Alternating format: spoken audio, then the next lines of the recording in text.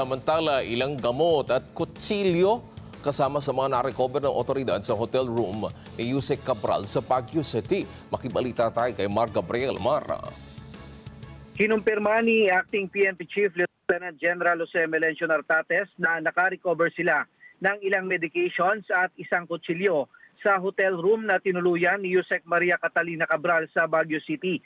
Kahapon magkasamang pinasok ng mga operatiba ng NBI at CIDG sa bisa ng search warrant ang nasabing kwarto sa loob ng Ayon Hotel kung saan na-recover ang ilang personal na gamit ni Cabral. Ayon kay Nartates, sumasailalim na sa pagsusuri ang ilang medication para matukoy kung ininom ba ito ni Cabral, habang ang patalim ay pinaniniwalaan nila na ginagamit bilang pang self-defense ng dating kalihim.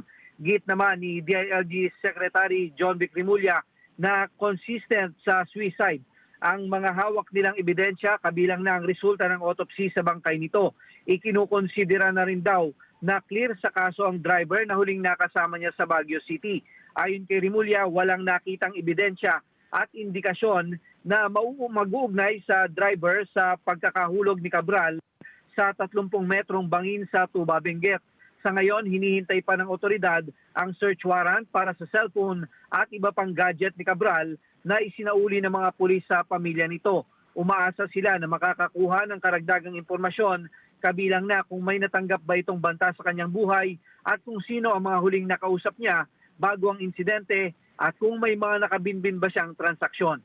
Para sa Mata ng Agila, Mar Gabriel, matatag, matapang, matapat.